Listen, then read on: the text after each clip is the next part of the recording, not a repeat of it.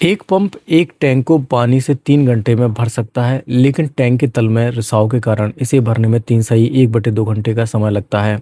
तो बताने कि रिसाव के कारण पूरी तरह से भरे टैंक को खाली करने में कितना समय लगेगा। मान लेते हैं कि ये एक पंप है, जो कि ए पंप है, जो इस टैंक को 3 घंटे में भर सकता था, लेकिन बाद में पता चला कि इसमें एक होल है जिसके कारण ये टैंक क्या है, खाली भी हो रहा है। तो अब जो ए पंप और अगर बी पंप, मान के चलते हैं कि रिसाव नीचे की तली में, क्योंकि पूरी तरह से टैंक को खाली करना है तो नीचे रिसाव होगा। अगर ए और बी एक साथ चलते हैं तो समय लग रहा है 3 1/2 घंटे का।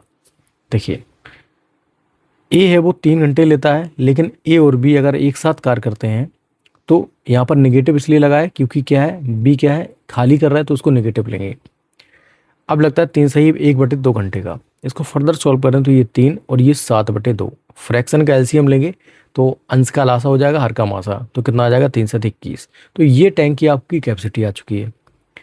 अब हम निकाल लेते हैं टैंक की क्या, सॉरी, इफिशियंसी निकाल लेते हैं। तो ए पंप की जो इफिशियंसी है प्रति घंटे कितनी हो जाएगी, 3 7 21 7। और यहाँ पर ए और बी अगर एक साथ काम करें तो कितनी हो जाएगी, 6।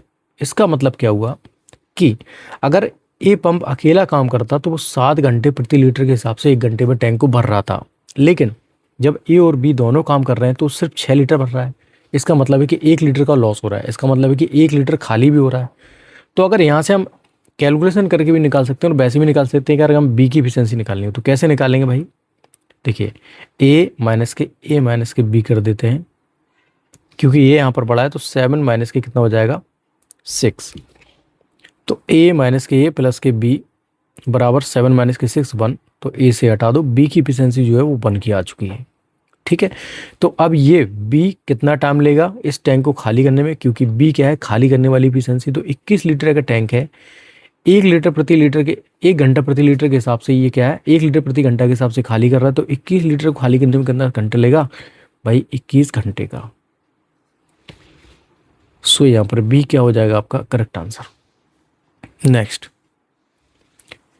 ए बी और सी की प्रतिदिन की औसत आय 45 रुपये है। यदि ए और बी की प्रतिदिन की औसत आय 40 रुपये हो और बी और सी की प्रतिदिन की औसत आय 43 रुपये हो तो बी की प्रतिदिन की औसत आय ज्ञात कीजिए है। भाई ए बी सी की प्रतिदिन की औसत आय कितनी है, 45 रुपये।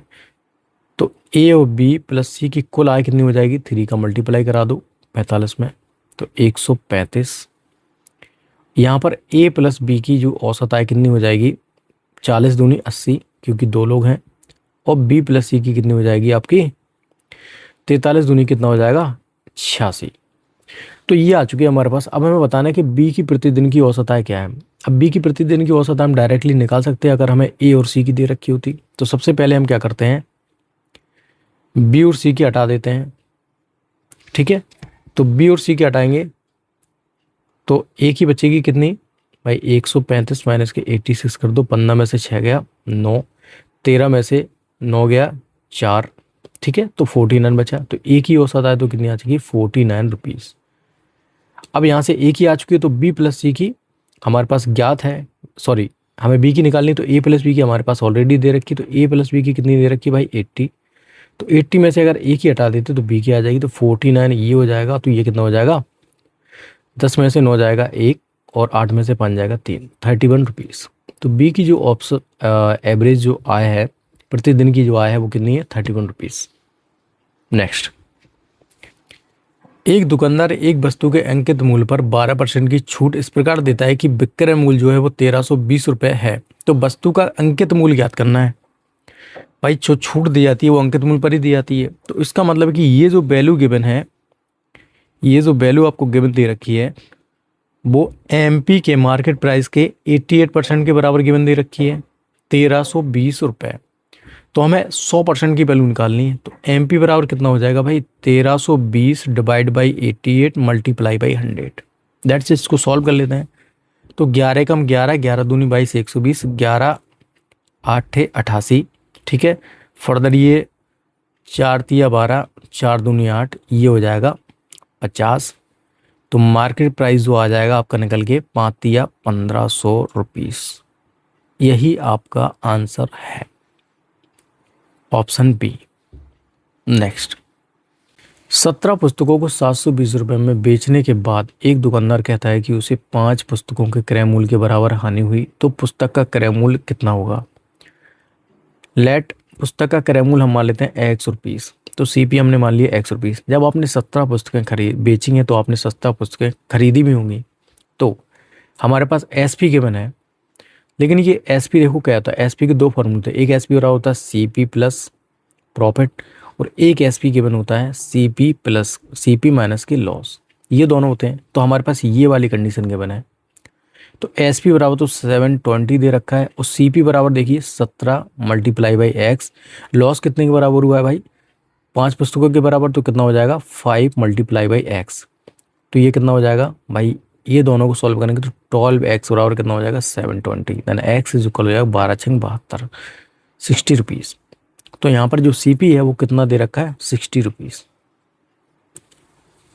ऑप्शन बी आपका क्या हो जाएगा, करेक्ट हो जाएगा। नेक्स्ट, 9 किलोमीटर प्रति घंटा को मीटर प्रति सेकंड में बदलें।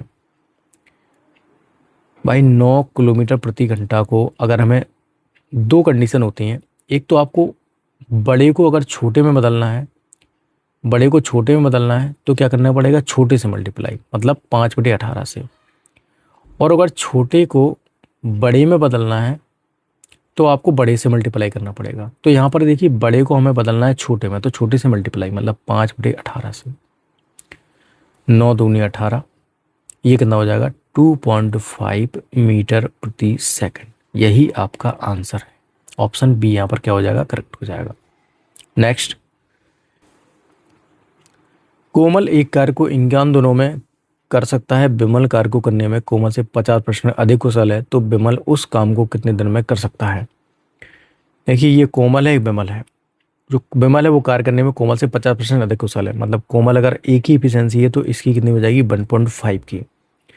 अब कोमल का जो कार्य करने का दिन दे रखा है, कितना दे रखा है भाई, यहाँ पर कोमल का जो कार्य करने का दिन दे रखा है वो इफिशियंसी 1 है, और दिन दे रखे हैं कितने 51 दिनों में कर सकता है, और बिमल 1.5 की इफिशियंसी से मान के चलते हैं x दिन में उस कार्य को कर लेगा। तो ये इफिशियंसी और टोटल टाइम का अगर हम मल्टीप्लाई कराते हैं तो हमारा टोटल वर्क निकल के आता है, तो 51 मल्टीप्लाई बाई 1 बराबर कितना हो जाएगा x मल्टीप्लाई 1.5। ठीक है, तो ये भी टोटल वर्क और ये भी टोटल वर्क। तो अगर इसको सॉल्व करें तो ये देखिए 10 नीचे आ जाएगा, तो 3×5 = 15 और 17×3 = 51, यहाँ से ये कितना हो जाएगा, तो x की वैल्यू जो हो जाएगी 170 डिवाइड बाई 5, 5×3 = 15, 5×5 कितना लगेंगे भाई उसको 34 डेज। यही आपका आंसर है। नेक्स्ट, दो संख्याओं का एलसीएम 495 है और उनका एचसीएफ 5 दे रखा है, यदि संख्याओं का योग 100 है तो उनका अंतर ज्ञात कीजिए। भाई अगर ये बेसिक से क्वेश्चन करोगे काफ़ी ज़्यादा टफ होगा। इसमें थोड़ा, आपने धमाल फिल्म देखी होगी, जो वो बुड्ढा मर जाता है तो वो कहता है चलो मर गया लेकिन वो क्या है खजाने का पता चला बता गया, तो यहाँ पर कुछ ऐसा भी गिवन है। यहाँ पर देखिए इस क्वेश्चन में, यहाँ पर संख्याओं का योग हमारे पास 100 गिवन है और एचसीएफ 5 है। इसका मतलब है कि जो भी संख्या है वो उनमें 5 का मल्टीप्लाई तो हो गई होगा, मतलब 5 के मल्टीपल में होगी वो। ठीक है, तो सबसे पहले हमारे पास योग दे रखा है संख्याओं का 100। अब हम संख्याओं को बांटना शुरू करते हैं। तो पहली संख्या अगर हम 50 मानते हैं और यहाँ पर दूसरी संख्या हम 50 मानते हैं, तो यहाँ से 5 हमारे पास एचसीएफ आ जाएगा। यहाँ पर कितना बचेगा भाई 10, यहाँ पर 10, सो 100। यहाँ तो एलसीएम, जो एलसीएम है वो 500 आ रहा है। ठीक है, अब दूसरा ट्राई करते हैं। भाई 5 के मल्टीपल में ही आना है, तो 5 के मल्टीपल में जब आना है तो पहली संख्या अगर हम यहाँ से 5 कम कर दें तो ये पहली संख्या 45 और दूसरी संख्या यहाँ से क्या आ जाएगी 55। तो अगर हम इसके 5 का एलसीएम लें तो यहाँ से 9 और ये 11। ठीक है, तो अगर इनका मल्टीप्लाई कराएं तो 99 मल्टीप्लाई बाई 5 पनम 45, 5 4 पनम 45 4 49, 495। देखिए हमने विदिन 2 सेकंड इसका आंसर निकाल लिया। तो हमारे पास जो एलसीएम है वो आ चुका है, देखिए 495, और एचसीएफ तो हमारे पास ऑलरेडी गिवन है ही 5, हमने कॉमन लिया था। तो सब चीज़ें मैच कर गई, तो आपका जो आंसर हो जाएगा वो कौन सा हो जाएगा। अब बताना क्या है, उन संख्याओं का अंतर ज्ञात कीजिए। भाई 55 माइनस के 45 का अंतर करेंगे तो कितना आ जाएगा 10। ओके, तो बी यहाँ पर आपका क्या हो जाएगा करेक्ट आंसर। नेक्स्ट, 6/5, 7/10 और 2/25 का लघुत्तम समावर्तक ज्ञात कीजिए। देखिए जब भी फ्रैक्शन में संख्या दे रखी हो तो उनका एलसीएम कैसे निकालते हैं भाई, अंश का लासा और हर का क्या आ जाएगा, मासा। तो यहाँ से आपको मासा क्या दिख रहा है भाई, मासा क्या होता है, सब में कॉमन। तो यहाँ पर 5 हमें सब में कॉमन दिख रहा है, तो मासा तो आ गया हमारे पास कितना, 5। ओके, अब हमारे पास हर का लासा निकालना है। जब हर का लासा निकालना है तो 6 मल्टीप्लाई बाई 7 मल्टीप्लाई बाई 2। तो ये 2, इसको ऐसे कर लेते हैं, 2 तिया 6 सते 42, कितना हो जाएगा 42/5। ऑप्शन बी यहाँ पर क्या हो जाएगा, करेक्ट। नेक्स्ट, एक राशि 2 वर्षों में 4% वार्षिक चक्रवृद्धि ब्याज की दर से 13,520 रुपये हो जाती है तो मूल राशि ज्ञात कीजिए। देखिए इसको तो हम बेसिक से भी कर सकते हैं। तो क्या हो जाएगा, हमें निकालना है क्या, मूल राशि मतलब मूलधन। पी बराबर कितना हो जाएगा भाई, सॉरी ये ब्याज दर ए, मतलब ए गिवन है हमारे पास कितना 13,520। तो 13,520 बराबर मैं डायरेक्ट फॉर्मूला अप्लाई कर रहा हूँ। चलो जिसको नहीं आता वो भी सीख जाएगा भाई। ए बराबर फॉर्मूला होता है पी ऑफ 1 + r/100 की पावर क्या आ जाएगा, n। तो ए की वैल्यू की मैंने 13,520, पी हमें निकालना है मल्टीप्लाई बाई 1 + r/100। आर की वैल्यू कितना है 4%, मतलब 100/4 मतलब 25। तो ये कितना आ जाएगा भाई 1/25 मल्टीप्लाई बाई एन कितना है 2 ईयर्स। ठीक है, तो 13,520 बराबर पी हमें निकालना है, ये कितना हो जाएगा 26 मल्टीप्लाई बाई 26/25। जाहिर सी दिख रहा है यहाँ पर 13 से काट सकते हैं क्या, 13 कम 13 0, 13 चौको 52, 1040। ठीक है, 13 दूनी 26। फर्दर देखिए 13 से काट के देखते हैं, 13 दूनी 26, 13 8 104, 80 टाइम्स। ठीक है, अब यहाँ पर 4 बचा, 4 कितना हो जाएगा 20, और ये 25 25 625। तो P बराबर क्या हो जाएगा 625 मल्टीप्लाई बाई 20।